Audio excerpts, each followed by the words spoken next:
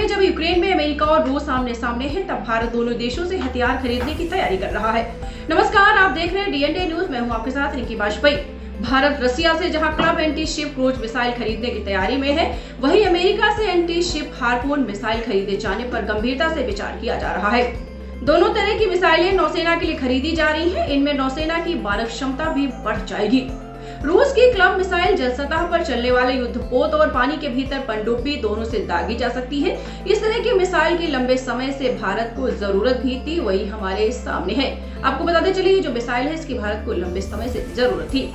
जबकि अमेरिका की harpoon missile का परीक्षण हाल के कई युद्धों में हो चुका है या किसी भी युद्धपोत पर हमला कर उसे नेस्तनाबूद करने में सक्षम है।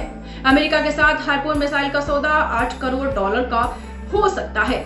अमेरिकी संसद भारत को इस मिसाइल की बिक्री पर अपनी सहमति दे चुकी है और वैसे मिसाइल भारतीय युद्धपोतों और पनडुब्बियों में पहले से ही तैनात है। दीक्षांत एडुटेक लाया है दीक्षांत सी लर्निंग ऐप। बने दीक्षांत का चैनल पार्टनर और अर्न करें लाखों रुपए प्रति महीने। चैनल पार्टनर बनने के लिए विजिट करें www.दीक्षांत.com।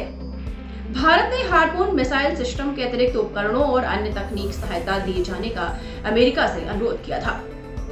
भारत का हथियारों का स्वदेशी उत्पादन भी बढ़ गया है। आपको बता दें, इसकी वजह से भारत का जो हथियारों का स्वदेशी उत्पादन है, यानी अपने देश में बन सकेगी। ये अमेरिकी संसद ने उसके लिए भी स्वीकृति दे दी है। भारत परंपरागत रूप से रूस के बने हथियार इस्तेमाल करता रहा है। आपको पता है, लंबे अरसे से भारत रसिया पे डिपेंड रहा है हथियार के लिए, लेकिन अब वह रूस पर अपनी निर्भरता कम कर रहा है। इसी के चलते अब वह अमेरिका, फ्रांस और इजराइल से भी हथियार खरीद रहा है। इसके साथ ही हथियारों का स्वदेशी उत्पादन भी बढ़ा है।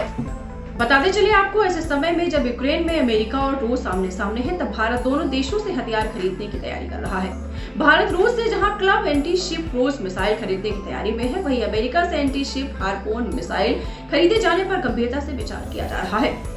आपको बता दें, लंबे अरसे से जो इंडिया है, जो भारत है, वो रूस पे डिपेंड रहता था हथियार मंगाने के लिए, लेकिन अब वह ऐसा नहीं है। रूस की क्लब मिसाइल जल सतह पर चलने वाले युद्धपोत और पानी के भीतर पनडुब्बी दोनों से दागी जा सकती है।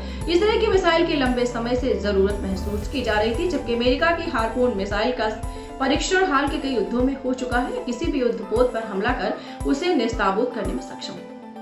तो देखा आपने, भारत भी अब स्वदेश अपने देश में ही हथियार बना सकता है और अब वो रसिया पे डिपेंड नहीं है और भी देशों से वो हथियार मंगाने की फिराक में है। दीक्षांत एडुटेक लाया है दीक्षांत डिजिटल क्लास। दीक्षांत डिजिटल क्लास का उपयोग कर छात्र बना सकते हैं पढ़ाई को बेहद आसान और मजेदार। दीक्षांत डिजिटल क्लास को स्कूल में बैठकर देखना है तो पेन ड्राइव और स्मार्ट टीवी बनेगा सही माध्यम। चलिए अब ये भी जानते हैं कि दीक्षांत डिजिटल क्लास का फी स्ट्रक्चर क्या होगा।